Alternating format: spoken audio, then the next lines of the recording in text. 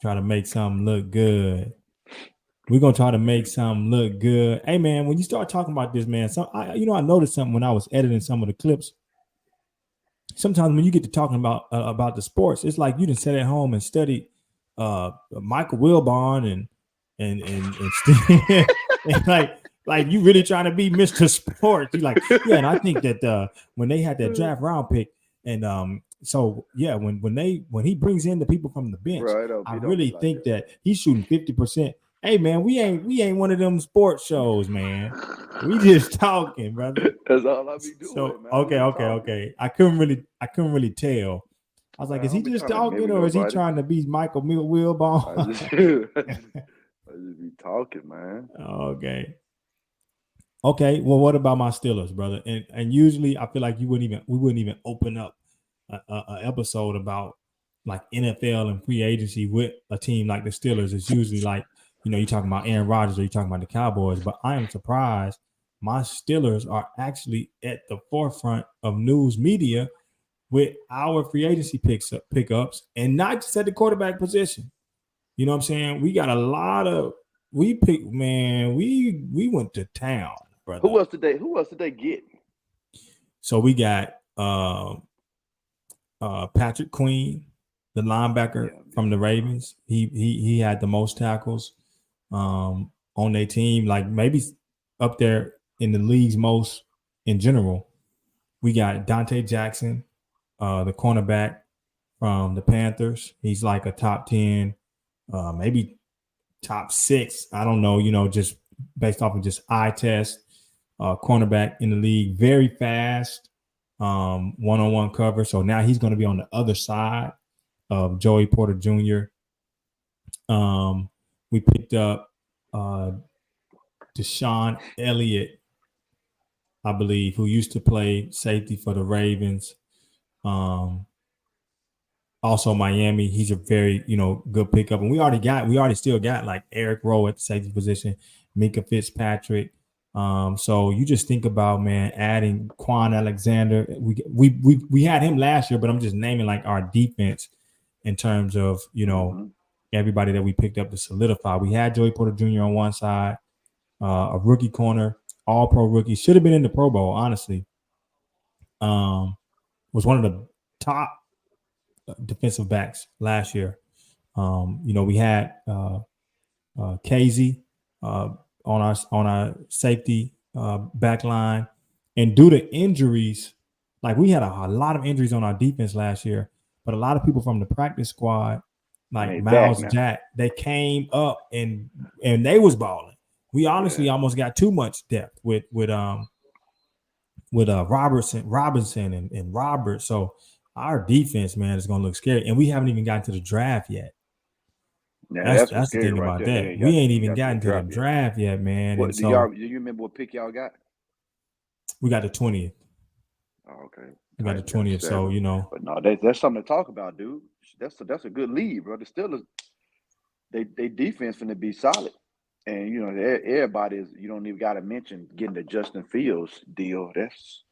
That's big, dog. I tell people you who keep y'all don't got to worry about no more. who was that? Mason Rudolph. Why do we get him? Oh, y'all got Yes. hey, Not to take away from the Steelers, but it's like, why did we get him from you, y'all? It's like you he ain't know even. what up? No, is that the one that got hit by my man? He got suspended. Yeah, he got hit Yeah, by okay. Miles Garrett. Yeah, all right, man. Why did we get this guy on our team? We should have just got Tannehill back Honestly, Mason surprised me last year, man. When he came in there, when he I played. was Yeah, almost like, heck, I guess he can kind of play for us. You know what I mean? Like those three, you can see his maturity. I think he'll be like a Tannehill for y'all. Like didn't really do good in for real. Pittsburgh Yeah, for a long period of time, but when he stepped in, you can tell like, okay, I've been in the league for a while. I'm mature. You know what I mean? right. Our offense was doing pretty good. We got some weapons, but a lot of people saying that oh, the Steelers, everybody high on the Steelers, but they still got to go through the AFC North. We was 5-1 in the AFC North last year. Granted, some quarterbacks was hurt, but we ain't never had a problem. And I don't want to speak too soon, right? but we ain't Yeah. never really just had a problem beating teams in the AFC North. Like, yes, the AFC North is tough, and the Ravens are going to be good. The Bengals are going to be good. The Browns are going to be good, but we see all of them 2 times a year, and it's the best man wins. You can have a sorry team in the division, luck up and beat be them. a good team in the division. So Season. I'm not. They underestimating us.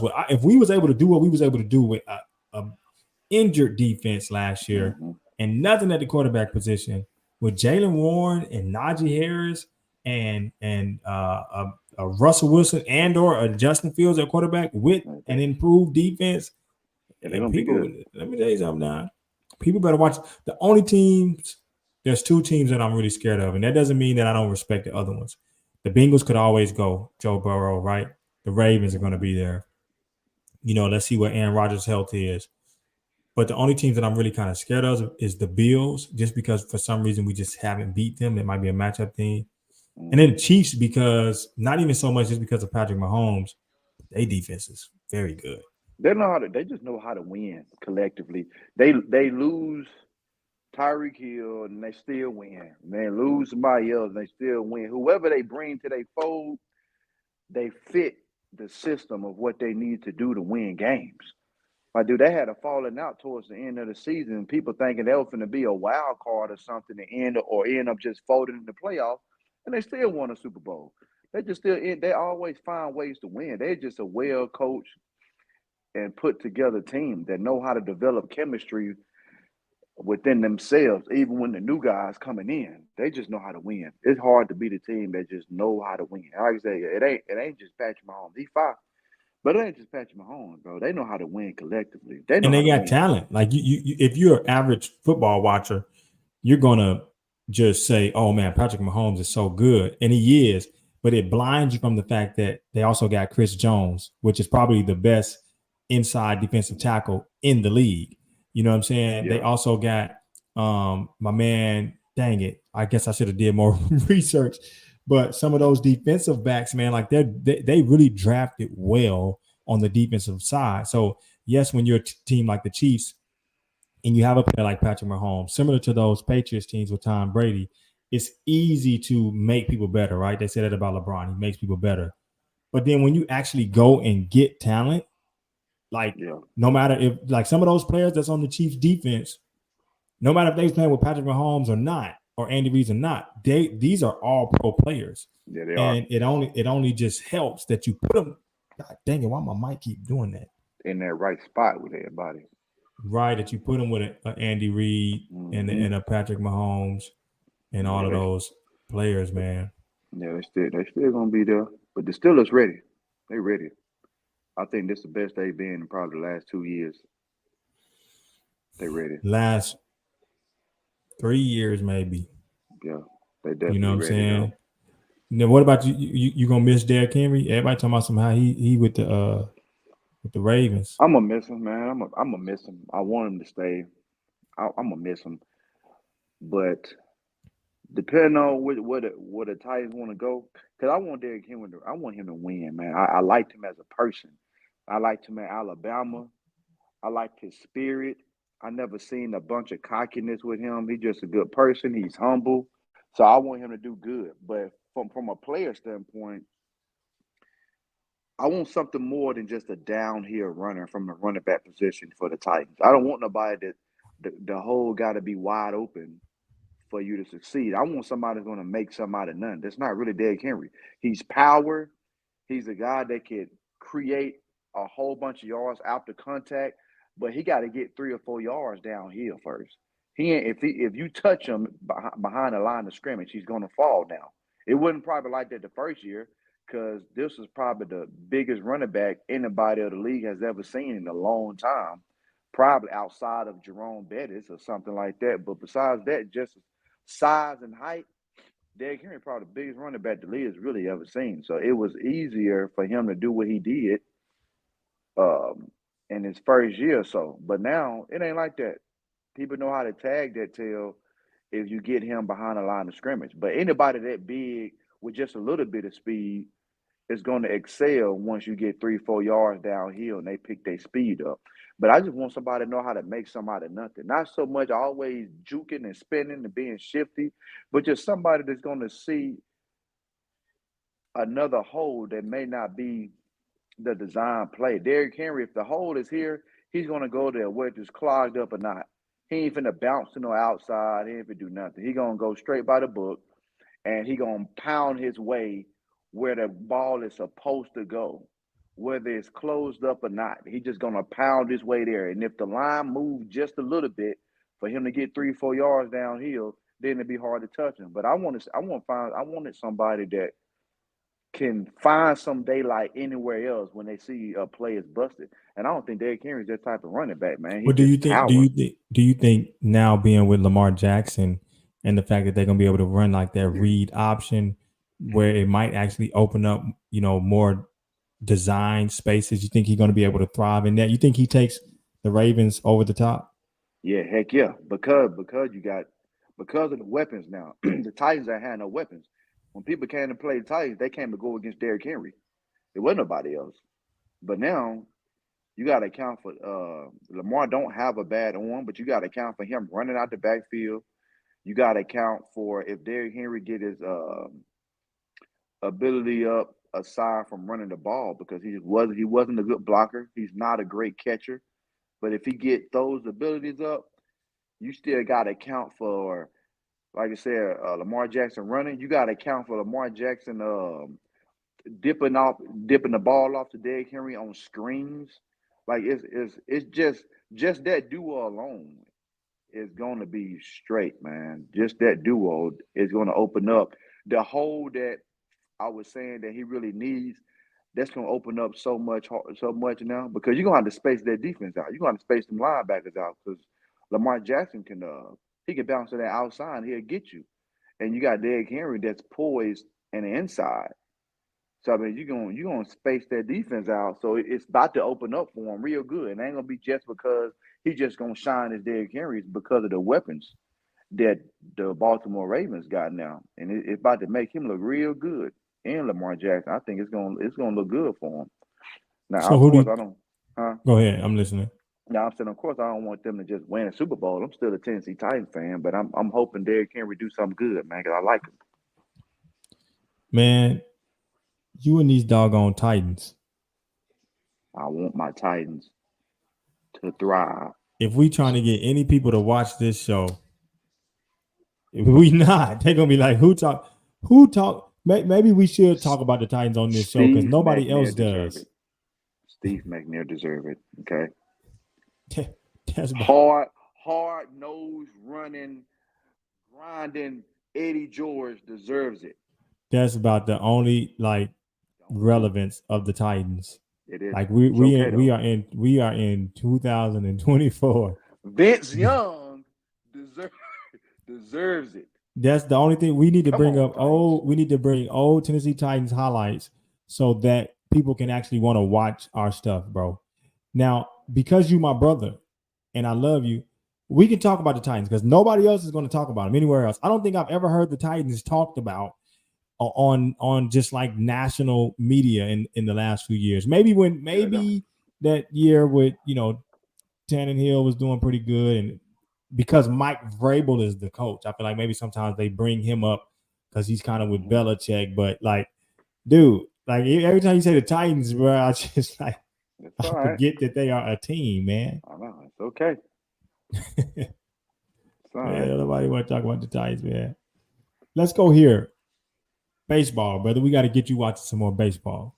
Yeah, I can't be called Mr. Sports. Don't know nothing about no baseball, but I have been watching them Braves for doing the spring training, though. You've been watching spring training? Yeah, I've been watching spring training games. Okay, but go ahead. I only look at the Braves because I just go to these, the local channels or whatnot, the Rally Sports stuff like that. They took MLB Network off my YouTube TV, man.